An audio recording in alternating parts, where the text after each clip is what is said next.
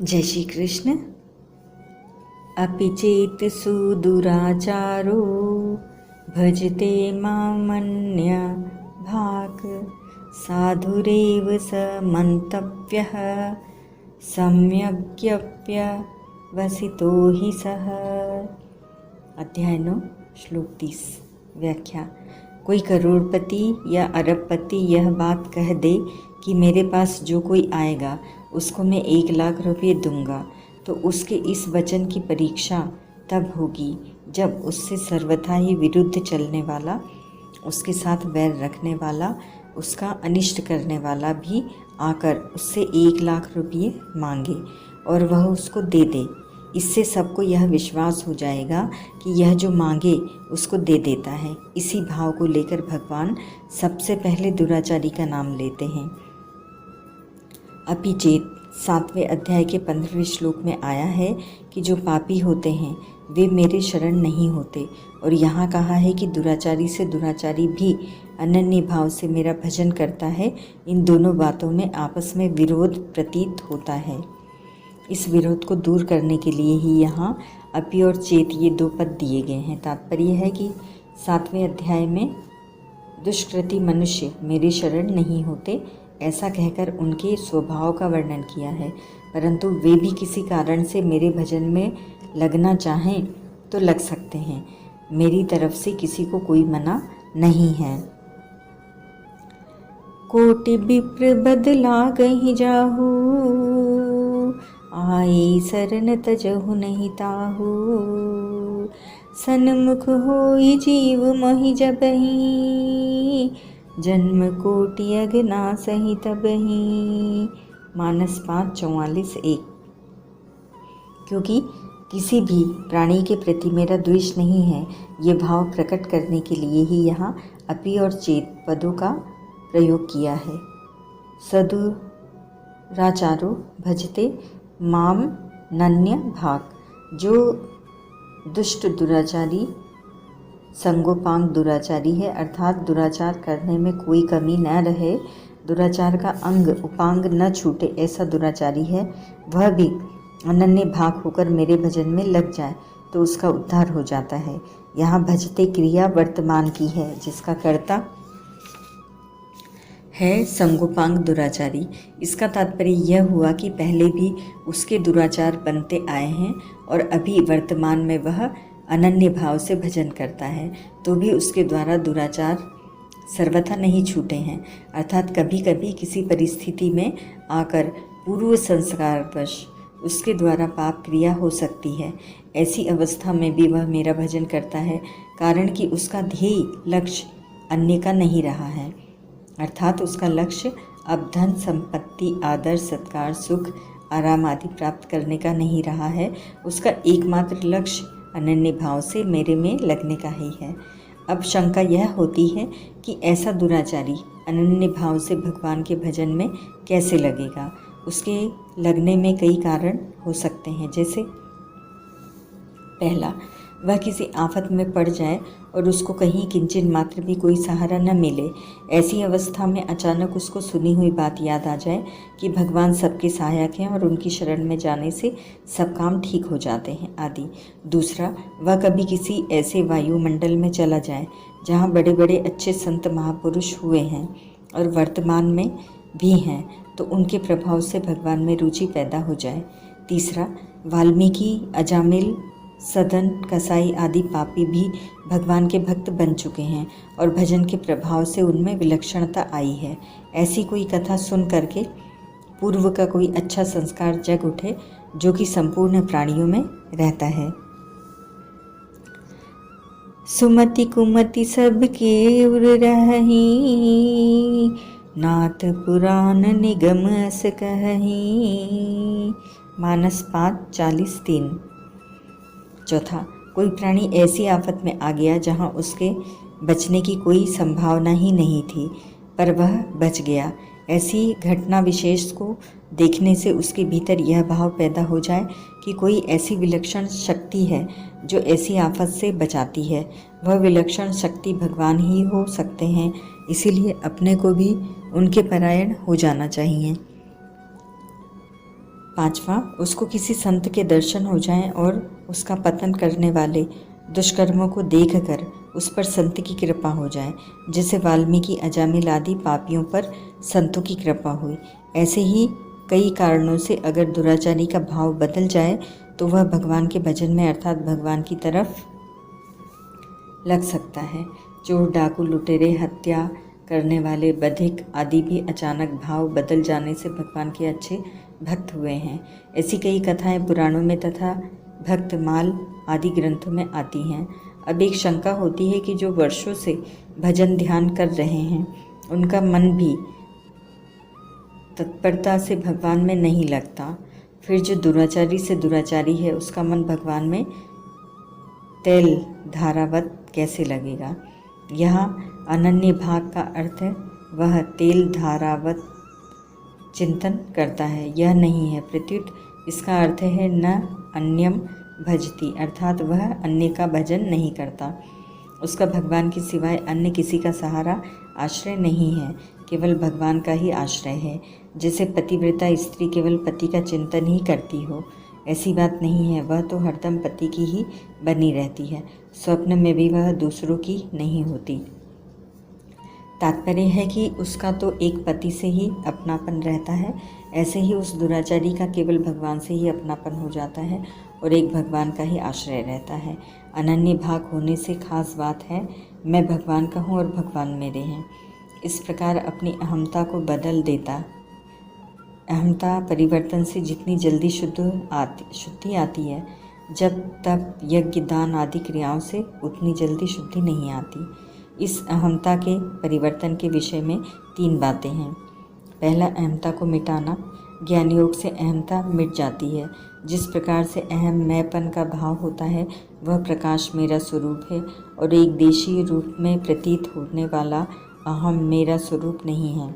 कारण यह है कि अहम दृश्य होता है और जो दृश्य होता है वह अपना स्वरूप नहीं होता।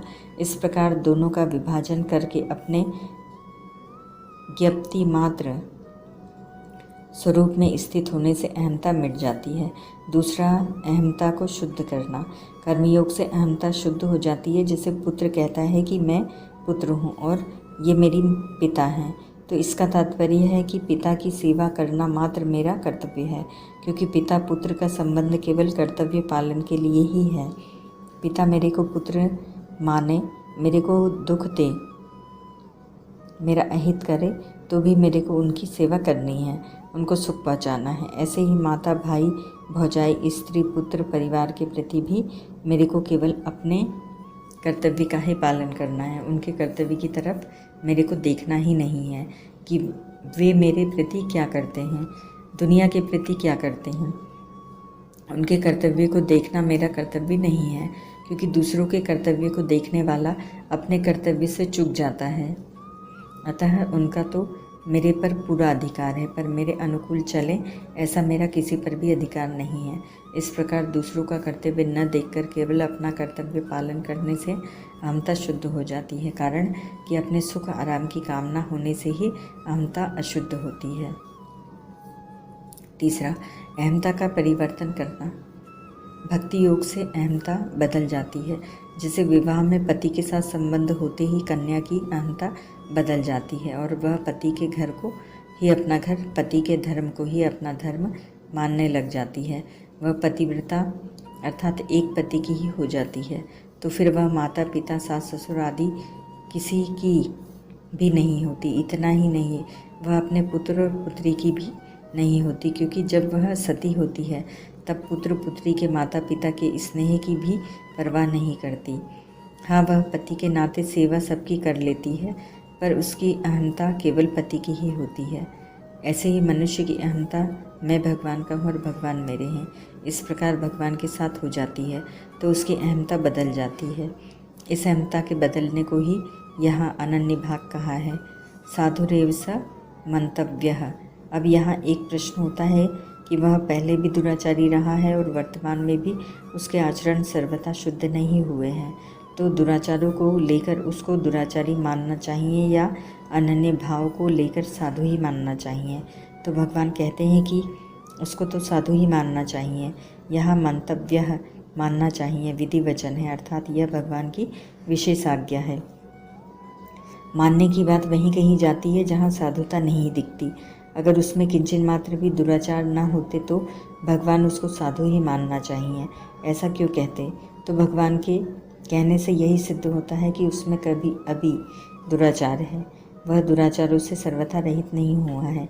इसलिए भगवान कहते हैं कि वह अभी संगोपांग साधु नहीं हुआ है, तो भी उसको साधु ही मानना चाहिए। अर्थात बाहर से उसके आचरणों में, क्रियाओं में कोई कमी भी देखने में आ जाए तो भी वह असाधु नहीं है। इसका कारण यह है कि वह अनन्य भाग हो गया, अर्थात मैं केवल भगवान का ही हूँ और केवल भगवान ही मेरे हैं, मैं संसार का नहीं और संसार मेरा नहीं है।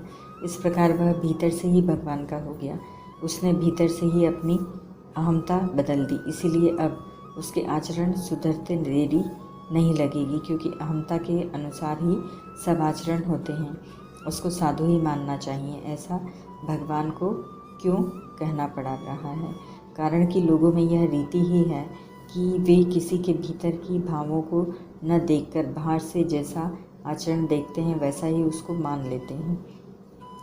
जैसे एक आदमी वर्षों से परिचित है, अर्थात भजन करता है, अच्छे आचरण वाला है, ऐसा 20-25 वर्षों से जानते हैं, पर एक दिन देखा कि वह रात्रि के समय एक वेश्या के यहाँ से बाहर निकला, तो उसे देखते ही लोगों के मन में आता है कि देखो, हम तो इसको बड़ा अच्छा मानते थे, पर यह तो वैसा नहीं है, यह तो वेश्यागामी है। ऐसा विचार आते ही उनका जो अच्छेपन का भाव था वह उड़ जाता है, जो कई दिनों की श्रद्धा भक्ति थी वह उड़ जाती है। इसी तरह से लोग वर्षों से किसी व्यक्ति को जानते हैं कि वह अन्यायी है, पापी है, दुराचारी है, और वही एक दिन गंगा के किनारे स्नान किए हुए, हाथ में गोमुख लिए हुए बैठा है। उसका चेहरा बड़ा प्रसन्न है, उसको देखकर कोई कहता है कि देखो, भगवान का भजन कर रहा है, बड़ा अच्छा पुरुष है। तो दूसरा कहता है कि अरे, तुम इसको जानते नहीं, मैं जानता हूँ, यह तो ऐसा ऐसा है, कुछ नहीं है, केवल पाखंड करता है। इस प्रकार भजन करने पर भी लोग उसको वैश्या की वैसा ही पापी मान लेते हैं, और उधर साधन भजन करने वाले को भी वेश्या के घर से निकलता हो देखकर खराब मान लेते हैं। उसको न जाने किस कारण से वेश्या ने बुलाया था, क्या पता वह दया परवश होकर वेश्या को शिक्षा देने के लिए गया हो, उसके सुधारने के लिए गया हो। उस तरफ उसकी दृष्टि नहीं जाती। जिनका अंतःकरण मैला हो वे मैलापन की बात करके अपने अंतःकरण को और मैला कर लेते हैं। उनका अंतःकरण मैलापन की बात ही पकड़ता है, परंतु उपर्युक्त दोनों प्रकार की बातें होने पर भी भगवान की दृष्टि मनुष्य के भाव पर ही रहती है, आचरणों पर नहीं। रहती न प्रभु चित चूक किए की, करत सुरति सया बार ही की। मानस 1:29-3। क्योंकि भगवान भावग्राही हैं, भावग्राही जनार्दनः सम्यक व्यवस्थितो ही सह। दूसरे अध्याय में कर्मयोग के प्रकरण में व्यवसायात्मिका बुद्धि की बात आई है। 41वां श्लोक, अर्थात वहाँ पहले बुद्धि में यह निश्चय होता है कि मेरे को राग द्वेष नहीं करने हैं, कर्तव्य कर्म करते हुए सिद्धि असिद्धि में सम रहना है। अतः कर्मयोगी की बुद्धि व्यवसायात्मिका होती है, और यहाँ कर्ता स्वयं व्यवसित है, सम्यक व्यवस्थितः। कारण कि मैं केवल भगवान का ही हूँ, अब मेरा काम केवल भजन करना ही है, यह निश्चय स्वयं का है, बुद्धि का नहीं। अतः सम्यक निश्चय वाले की स्थिति भगवान में है। तात्पर्य यह हुआ कि वहाँ निश्चय कारण बुद्धि में है और यहाँ निश्चय कर्ता स्वयं मैं है। करण में निश्चय होने पर भी जब कर्ता परमात्म तत्व से अभिन्न हो जाता है, तो फिर कर्ता में निश्चय होने पर करण में भी निश्चय हो जाता। उसमें तो कहना ही क्या है। जहाँ बुद्धि का निश्चय होता है वहाँ वह निश्चय तब तक एक रूप नहीं रहता जब तक स्वयं कर्ता उस निश्चय के साथ मिल नहीं जाता। जैसे सत्संग स्वाध्याय के समय मनुष्यों का ऐसा निश्चय होता है कि अब तो हम केवल भजन स्मरण ही करेंगे, परंतु यह निश्चय सत्संग स्वाध्याय के बाद स्थिर नहीं रहता। इसमें कारण यह है कि उनकी स्वयं की स्वाभाविक रुचि केवल परमात्मा की तरफ चलने की नहीं है। प्रत्युत साधन में संसार का सुख आराम आदि लेने की भी रुचि रहती है, परंतु जब स्वयं का यह निश्चय हो जाता है कि अब हमें परमात्मा की तरफ ही चलना है, तो फिर यह निश्चय कभी मिटता नहीं, क्योंकि यह निश्चय स्वयं का है। जैसे कन्या का विवाह होने पर अब मैं पति की हो गई, अब मेरे को पति के घर का काम ही करना है, ऐसा निश्चय स्वयं में हो जाने से यह कभी मिटता नहीं, प्रत्युत बिना याद किए ही हरदम याद रहता है। इसका कारण यह है कि उसने स्वयं को ही पति का मान लिया। ऐसे ही जब मनुष्य यह निश्चय कर लेता है कि मैं भगवान का हूँ और अब केवल भगवान का ही काम भजन करना है, भजन के सिवाय और काम नहीं, किसी काम से कोई मतलब नहीं, तो यह निश्चय स्वयं का होने से सदा के लिए पक्का हो जाता है, फिर कभी मिटता ही नहीं। इसलिए भगवान कहते हैं कि उसको साधु ही मानना चाहिए। केवल मानने की ही बात नहीं, स्वयं का निश्चय होने से वह बहुत जल्दी धर्मात्मा बन जाता है। क्षिप्रम भवति धर्मात्मा 9:31। भक्ति योग की दृष्टि से संपूर्ण दुर्गुण दुराचार भगवान की विमुखता पर ही टिके रहते हैं। जब प्राणी अनन्य भाव से भगवान के सम्मुख हो जाता है, तब सभी दुर्गुण दुराचार मिट जाते हैं। परिशिष्ट भाव ज्ञान योग और कर्मयोग में बुद्धि की प्रधानता रहती है, इसलिए ज्ञान योग और कर्मयोग की बुद्धि व्यवसायत्मिका होती है, परंतु भक्ति योग में स्वयं की प्रधानता रहती है, इसलिए भक्त स्वयं व्यवस्थित होता है। मन बुद्धि में बैठी हुई बात की विस्मृति हो सकती है, पर स्वयं में बैठी हुई बात की विस्मृति नहीं हो सकती, कारण कि मन बुद्धि अपने साथ निरंतर नहीं रहते। सुषुप्ति में हमें उनके अभाव का अनुभव होता है, पर स्वयं के अभाव का अनुभव कभी किसी को नहीं होता। उस स्वयं में जो बात होती है वह अखंड रहती है, इसीलिए मैं भगवान का हूँ और भगवान मेरे हैं, यह स्वीकृति स्वयं में होती है, मन बुद्धि में नहीं। एक बार यह स्वीकृति होने पर फिर कभी अस्वीकृति होती ही नहीं, क्योंकि स्वयं मूल में भगवान का ही अंश होने से भगवान से अभिन्न है, परंतु भूल से यह प्रकृति के साथ अपना संबंध स्वीकार कर लेता है। गीता 15वें अध्याय का 7वां श्लोक आता है, वास्तव में केवल अपनी भूल ही मिटती है। भूल मिटते ही भगवान के नित्य संबंध की स्वतः जागृति हो जाती है। नष्टो मोह स्मृतिर्लब्धा। गीता 18:73। दूसरे के साथ संबंध माना था, यही भूल थी, मोह था। ओम तत्सत।